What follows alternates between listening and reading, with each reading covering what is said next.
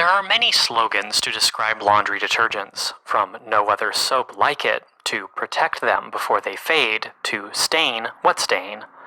No wonder they're all competing to catch your attention. Have you ever walked down the cleaning aisle at a store only to become overwhelmed by all the options? Whether it's a stain lifter or a power booster, applied chemistry is the science behind the differences and improvements among products like laundry detergent.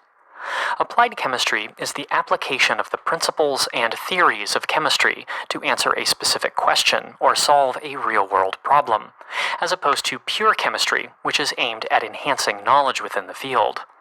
Let's say your aim is to find a cure for a disease, Alzheimer's.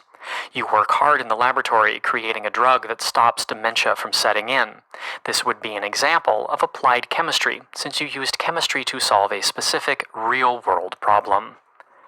Chemistry, like other fields of science, follows the scientific method, though perhaps not as strictly. The scientific method is composed of techniques and guidelines for conducting research that help scientists ensure their results are accurate. Let's explore how steps of the scientific method can be used, even loosely, by applied chemists in the laboratory.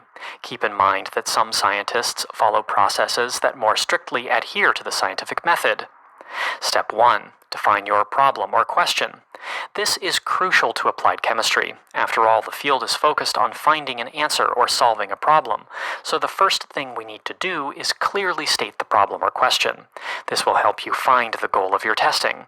For example, you might determine that you want to address a problem with hair care.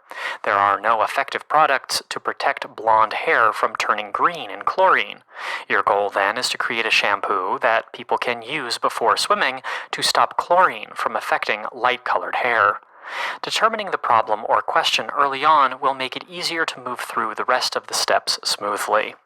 Step 2. Crack open the books. Once you've defined your problem, it's time to build up your bank of knowledge about the subject at hand. Again, we're trying to use our knowledge to solve a problem. So, looking at our hair care example, you might investigate the chemical properties of chlorine and try to understand how it reacts with human hair to change colors. In turn, you might discover potential ways to stop that reaction or guard the hair against chlorine. This will help guide your research in the right direction. Step 3. Design the study. Now you can move on to research design. The aim is to create a conceptual structure in which you'll conduct your study. There are various types of study designs, such as diagnostic, experimental, and explorative designs, but you can plan your testing in any way best suited for reaching your goal. For instance, to create a product that will protect hair from chlorine, you might begin by testing reactions that occur between chlorine and other chemicals. Once you've found a mixture that you believe will work, you might go on to test the product on mouse fur before moving on to human hair. Step 4. Come to a conclusion and share. After all your hard work in the lab, there's still a bit more work to do. Look over your results to determine a conclusion. You might want to ask yourself questions to help come to your conclusion. What did you learn? Were you able to apply all that you learned to solve the problem? Are there any improvements needed? And of course, don't forget to share your findings with others. If you created a new drug or found a better way to preserve food, seek to publish your study, market the product, and share it with the media. Applied chemistry is quite versatile. It can be used to discover new products or improve upon the vast array of products already available, as well as to answer some of the most perplexing questions in the world. One great example of applied chemistry in action is the development of the oil refinery. It was driven by petroleum engineering, which applies chemistry, as well as geology, math, physics, and engineering, to create a cost-effective way to refine this natural resource.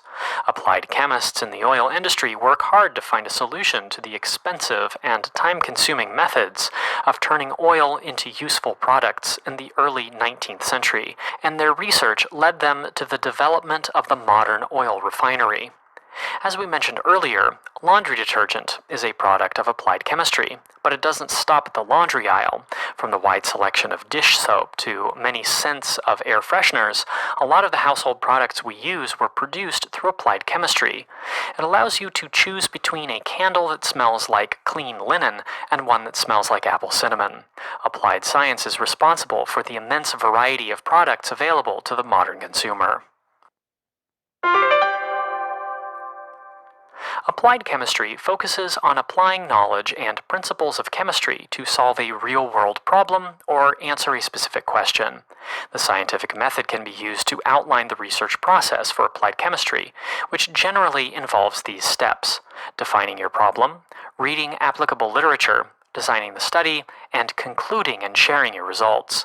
Examples of applied chemistry include creation of the variety of laundry detergents on the market and development of oil refineries.